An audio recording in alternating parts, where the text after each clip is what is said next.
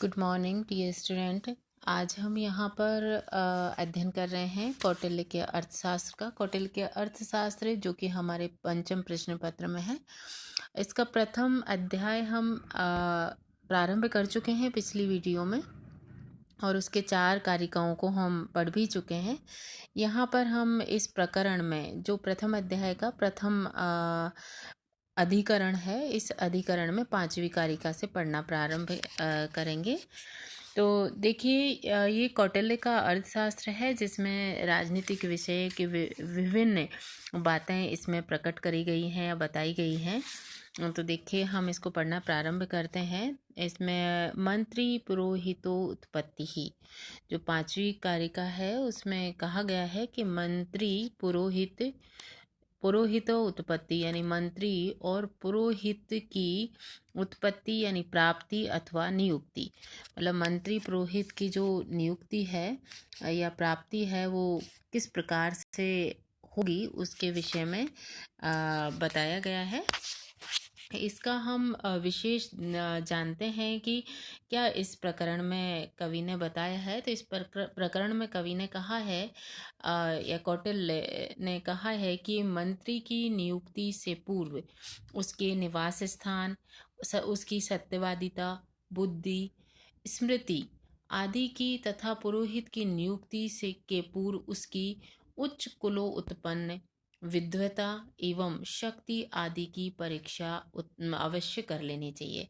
यानी यहाँ पे राजनीतिक विषयज्ञ चर्चाएं कौटिल्य ने करी हैं, और उसमें एक राजा को या जो भी मन होता है राज्य करने वाला, उसको चाहिए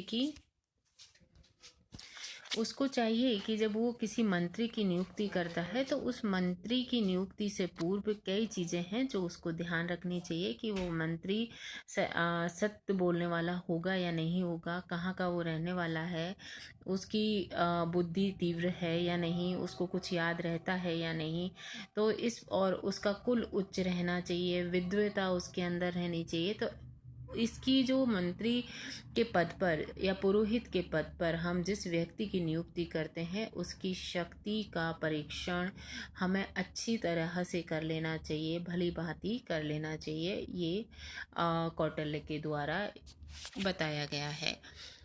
इसके पश्चात देखिए, इन्होंने कहा है उपाधि भी सोचा शोच ज्ञानम आमत्यानाम, यानी इसमें बताया गया है कि परीक्षणों द्वारा आमत्यों की पवित्रता एवं अपवित्रता का ज्ञान करना। यानी जब हम किसी मंत्री की नियुक्ति करते हैं तो हमें परीक्षण करने चाहिए, हमें प्रयोग करके देखना चाहिए कि वो पवित्र है या अपवित्र है, इसका ज्ञान हमें कर लेना चाहिए। तो इस प्रकरण में बताया गया है कि राजा 4 प्रकार के धर्मोपाधा, अर्थोपाधा, कामोपाधा और भयोपधा परीक्षणों के द्वारा परीक्षा कर तथा परीक्षित हो जाने पर ही उन्हें अनुकूल पदों पर नियुक्त करे।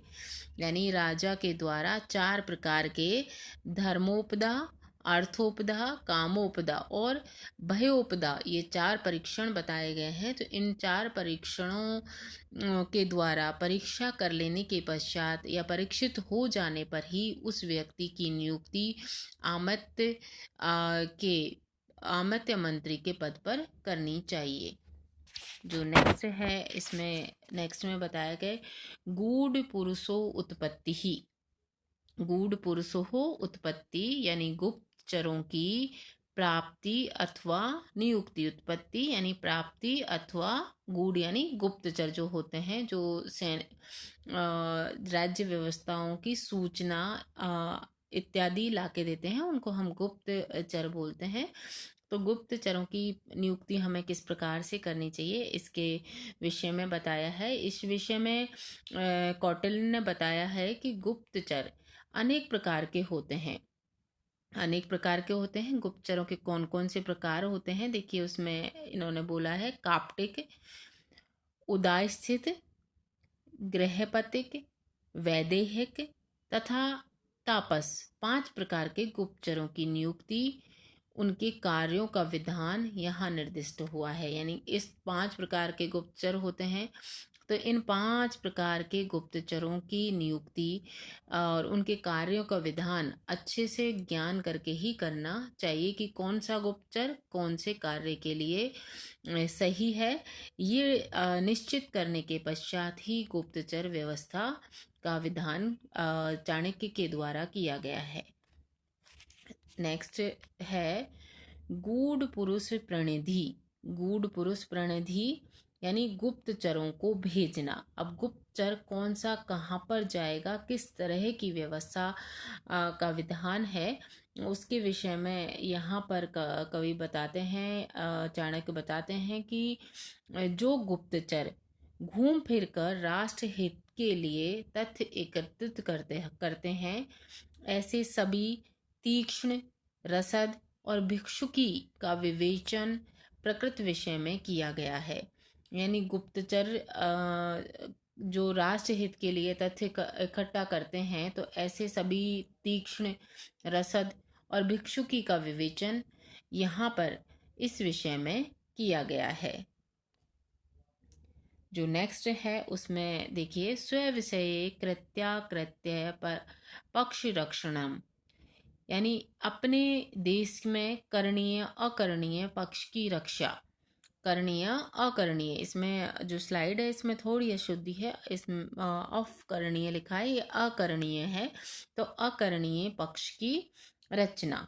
तो यहाँ पर कवि इस प्रसंग में नागरिकों का राजा के प्रति प्रेम अथवा द्वेष जानने के लिए गुप्तचरों के विभिन्न कार्यों का वर्णन करते हुए कहते हैं। यानी गुप्तचरों के काफ़ी कार्य होते हैं या विभिन्न कार्य होते हैं, तो उन विभिन्न कार्यों का विवेचन चाणक्य के द्वारा किया गया है कि राजा असंतुष्टों को साम, दाम, दंड, भेद जैसे भी बने अपने वश में कर लें। यानी सबसे पहले किसी भी राजा को राज्य करने के लिए आवश्यक है कि उसके राज्य में कोई असंतुष्ट ना रहे। अगर कोई असंतुष्ट है तो उसको किसी भी तरह से, यानी साम, दाम, दंड, भेद, ये राजनीति की नीतियां हैं, तो इन नीतियों के माध्यम से जैसे भी बने उसको पक्ष में कर ले, उन्हें किसी भी तरह शत्रु पक्ष में जाने से रोके।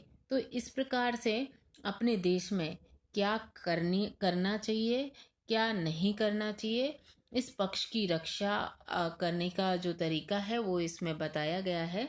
यानी गुप्तचरों के विभिन्न कार्यों में राजा असंतुष्टों को किस तरह से संतुष्ट करे, उसके ऊपर ही विस्तार से कवि ने यहाँ पर प्रकाश डाला है कि जैसे भी हो, जैसे भी वश में हो, उसी तरह से उनको वश में कर लेना चाहिए। तो इस प्रकार से यहाँ पर आज की इस व्याख्यान में हम इतना ही अध्ययन करेंगे। अगला हम अगली वीडियो में पढ़ेंगे। आज के लिए इतना ही। धन्यवाद।